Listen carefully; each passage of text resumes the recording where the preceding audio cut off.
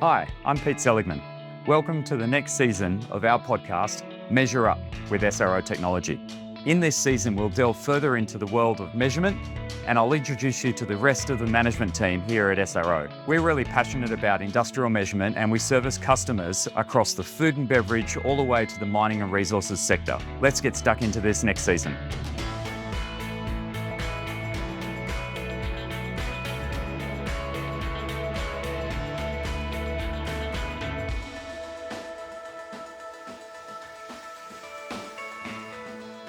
Today I sat down with Aiden Worth. He's the manager of our dynamic service team and is responsible for managing technicians across Australia, servicing customers in a range of different industries. We talk about a few different things from work-life balance to his young family and also his passionate interest in fishing as well. One of the things that I really like about this conversation is that we dip into the impact of competitive spirit in a business environment and the pros and cons of how we can really harness that competitive nature that Aiden brings from his semi-professional sports experience and bring that to our customers and to our team to make sure we're really enhancing our performance.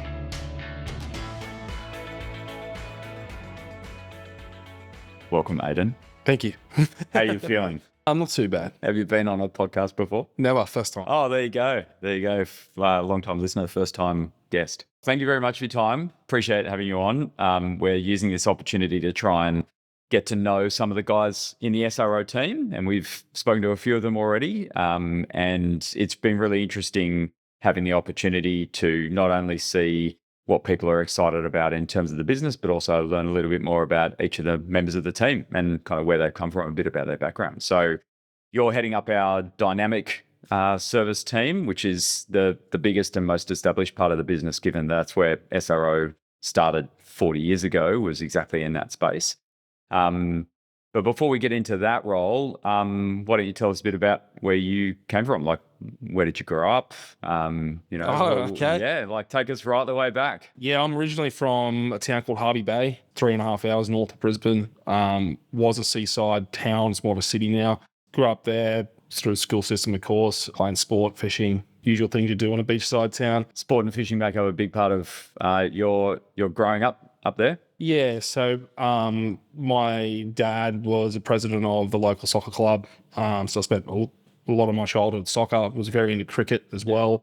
And my grandfather on my mother's side was a commercial fisherman. Yeah, right. Oh, there you go. It's pretty ingrained. Yeah, it would have been tough to avoid those two things then. Yeah. And it was great. And I'm still really into all that. So what kind of fishing do you prefer? Is it more kind of in around the bays or like way offshore? Like as I've got older, the further offshore I go. Oh, so right. There you go. I've gone from, I used to be bashing creeks, throwing lures around snags and stuff like that. And now I fish in 300, 400 meters of water. Yeah, right. And then I could be trolling for marlin, I could be deep dropping for blue-eye trevally or anything like that. So.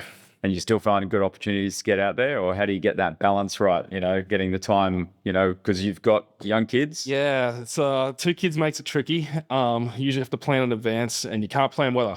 Yeah. So every now and then the stars line up, and I can get out. It's a good way to decompress, get away from work, get away from the world. Basically, the best thing about the water is if you go far enough, you can't see anything. So yeah, definitely. It's funny. I was speaking to someone the other day because I grew up a lot on boats, more sailing and wakeboarding and that kind of thing rather than fishing, but still spending my time on boats. And I was speaking to someone the other day and they were saying, well, when you're on a boat, don't you feel really kind of cooped up because it's such a small constrained space? And I was trying to work out why I don't, but I think that my perspective, which is probably what you're saying, when I'm sitting on a boat, I feel like I'm part of like the whole environment out there. I don't feel like the edges of the boat are the edges of the universe at that point in time. I actually feel like I'm at sea or I'm up a river or I'm, in a harbor, and it's the whole kind of universe of that space that I'm part of at that point in time, which is a beautiful feeling, right? Yeah, well, it's good. I mean, it's nice to have those kind of ways to kind of decompress and disconnect from a whole bunch of other stuff that's going on. So you got kids? Yeah, two young ones. My boy Baskin, he's 6 years old. I've got a little daughter Percy, she's 4. So it's a good period at the moment. We were speaking about this earlier. Yeah. It's a good period that Now my boy's 6, dad's the favorite. So I'm getting a lot of attention that I wasn't getting maybe 2 years ago from the kids, which has been great. Yeah, awesome. Yeah, fantastic. I mean, it's something that I was speaking to the other guys about. We've got a lot of young families in the team, so which I think is nice because it means that everyone kind of understands what everyone else is going through when they're not at work, right? Like, so if someone turns up and says, I'm going to get stuck because I've got a sick kid or whatever, there's a lot of empathy for that because pretty much, most of the people across the team are dealing with young families and all of the ups and downs that comes with that. So it's good. So tell us a bit about where you were before you joined SRO. So, what are the other kind of roles that you've had throughout your career before you joined us here? Yeah, so after completing high school, I shifted to Brisbane. I started my apprenticeship in electronics in the scale industry. I've been in the weighing industry my entire professional career. So yeah, did my 4 years of my apprenticeship and then stayed on with that initial company for another 7 actually, becoming a leading hand there. Did a little bit in sales, was working in a little bit of sales there while still being on the tools. An opportunity came up with a Queensland-based company, initially on the tools as well. I moved companies. I knew some people that I moved companies, and within a very short amount of time, the service manager role opened up. Yep. I took that opportunity. I enjoyed it. I enjoyed engaging with people. And then I was there for 3 years, and then this opportunity came up, and I couldn't say no. So yeah, pursued it. Really loving it at the moment. Because you're coming up to 12 months in the role now. Yes, so it was 11 months 2 days ago. Yeah, there you go. There you go. Yeah, it's interesting. We've got a really nice mix of kind of people that have been here for a few years and people that are relatively new. We're kind of going through that kind of refresh and also growth stage of the business, I guess. How have you found the last 12 months kind of getting your feet under the desk, getting to know the technicians that are already here, employing a few new ones along the way? Like, how have you found that dynamic, getting your head across? Because you've got quite a broad team, like spread nationally. So it's not as if every day you turn up, you get to meet all of your team face to face. That there are a lot of remote people that you're having to kind of develop relationships. How do you deal with that? Yeah, so be familiar, right? So, my tagline with the Tuesdays, I try and get on the phone to all my team across Australia. The ones that don't see me regularly, definitely, where I have time. Give all of them a call, say hello, direct one-on-one call, and just chew the fat, really, not talk about work. It's been the biggest change, obviously, coming from a local-based service manager role to managing remotely. And it's quite rewarding when you feel like you might be getting it right. The hard part is you're not there on the ground to know when maybe things aren't going right. Yeah. So it's an interesting space to navigate. Yeah, it's an imperfect radar. Yeah. Right? Like, when you can see things directly firsthand, you've got a much better feedback loop, whereas you've got this kind of scattered radar that you get from a few touch points through the week or through the month that might give you indications that there's kind of ups or downs on the way. But it is really difficult to keep your finger on the pulse in that regard. What's something that you think has worked well for you? You've got those, I think you call them check-in Tuesdays. So you've got those that are working quite well. What else do you think is kind of giving you kind of better results in terms of making sure that you've got a good understanding of where the team's at and where they need your support? Yeah, one thing I've had to learn a lot, and it's hard because I'm a big talker, is listen more than you talk. So when I do these calls, listen to them and try and remember something from a previous conversation with that person. And if you do that, one, you build a closer rapport, then you'll get more of a raw conversation, honesty, stuff like that. And they feel valued as well. If, I guess, trying to make the team feel valued allows you to put more trust in the team as well, because they have more trust in you. Yeah, it's I've got the same problem. I need to spend my time biting my tongue because I can fill in gaps with words. I remember years ago, someone kind of tried to give me that advice of, I don't know whether it was 5 seconds or 7 seconds, but after you've asked a question, pause for at least 5 seconds, even if they haven't answered immediately. Don't just fill the white space with either more questions or clarification. So yeah, I I empathize with that challenge of trying to leave gaps for people to respond. So, you've been in the weighing industry in this area for a long time now. What is it about the sector? There must be something about it that actually you find really enjoyable and engaging. Like, what is it about the sector and the particular service and products that we deal with that you enjoy the most? Yeah. So when I was on the tools, when I was a technician, it was the ability to not be working in a workshop in the same location all day, every day.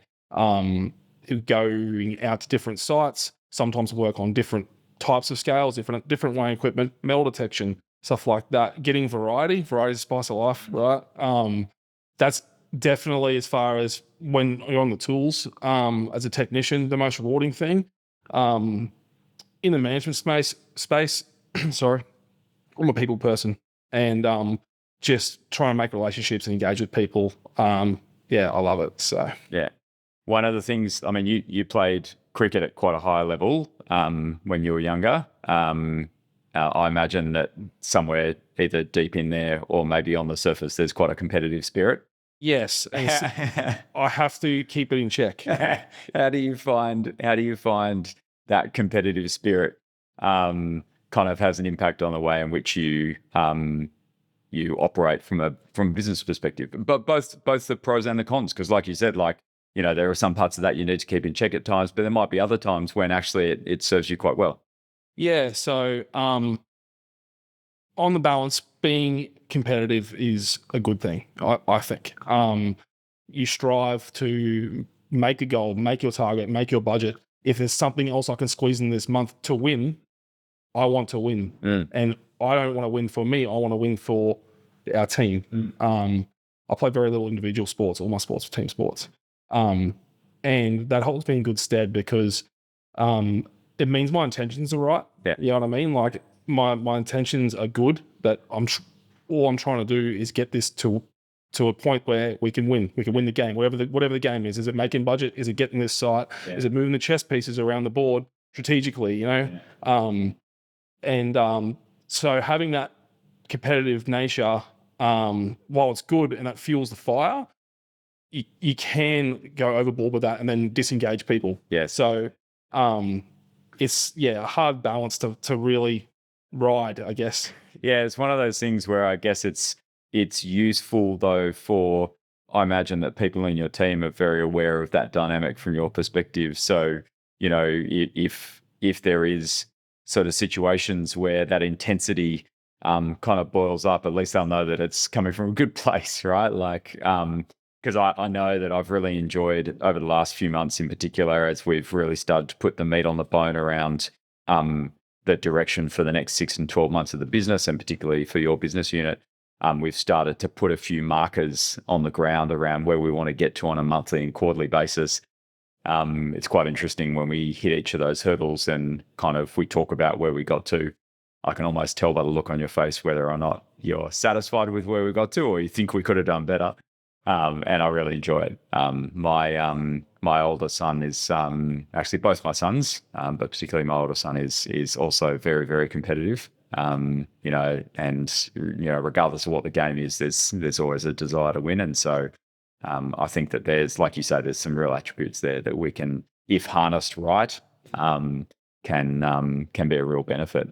And I like, for business and in life generally, but definitely in business, there's a lot of kind of parallels between sport and business, in terms of teamwork, in terms of clear direction, in terms of goal setting, but it's also in terms of measurement. Like, are we achieving what we want to achieve? Are we winning? Are we kicking goals? All that sort of stuff. So I think that relationship to teamwork and sport is really, really useful. So, you've got a really well-established national team. You've got a really good kind of solid and deep kind of customer base in that regard. What can you see kind of for your team in the context of our business over the next kind of 12 or 24 months, and what are the things that you're looking forward to? Elephant in the room. We have a very good product that we've just dialed up. So that's going to drive more work for the service team, especially the TMD space. Big point of difference, I believe, is the TMDs that we use. getting our team trained in that. Once we get on the sites there, we have a presence on site, and I think we'll grow. I think we'll grow exponentially over the next 5 years. And one of the things that we were hoping would happen, and in the last series of podcasts that we did, we spent a lot of time speaking to a range of people from the Ramsay team as they were kind of bringing that product line back online. And in those conversations, we touched on the fact that we were trying to make sure that we didn't just focus on the product, but we also focused on the feedback loop from the technician team. So people in your team have been quite heavily involved through that process. First question, how have you seen the impact on that engagement and that involvement and the addition of the Ramsay product range in terms of the engagement of the guys within your team?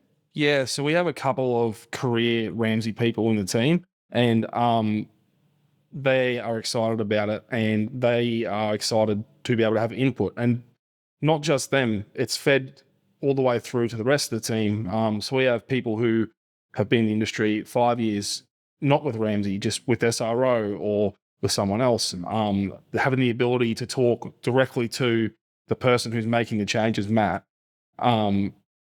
on a weekly basis, on a phone call if they like, and say, I want to discuss this thing that will make this more valuable and easier to use, and being able to implement that's going to empower the technicians. It's quite a unique opportunity, really, isn't it? Because I imagine that in most circumstances, technicians that work with any range of instruments would, in almost every case, just have to take whatever they get out of the box, right? So this is what it says. Here it is. It's got limitations. So be it. It might have some bits you can customize, but basically, work with what you got, right? If you want this to happen, you have to have this product or whatever.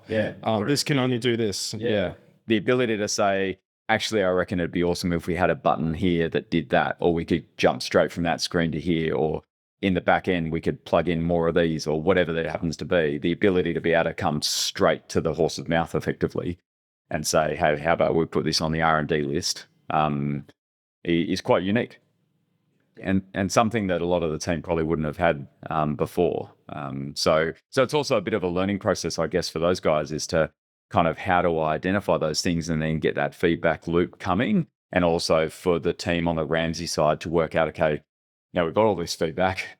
How do we kind of prioritize it and get it into our development plan? So in that regard, then, we've obviously got things like the Flex and the TMD that are coming back online pretty quickly, and some new versions of the Flex that are coming up that even just earlier this morning we heard a little bit more about. I imagine that would make your customer conversations quite interesting in terms of things that they've got where they've got existing kind of legacy, either Ramsay or other products on site. And it's an ability for you over the next 12 months and the guys in your team across the country to have better conversations with customers about what their options might be. Yeah, definitely in the TMD space, in the belt wire space as well. But in the TMD space, I was surprised to learn that a lot of these places are flying blind without protection. Yeah. You know what I mean? And cost of that is huge if something goes wrong. The ability to have a product that we can sell as reliable, especially the iron ore space, that's huge value for the customer. Great, because our guys get something other than the daily belt wire to work on.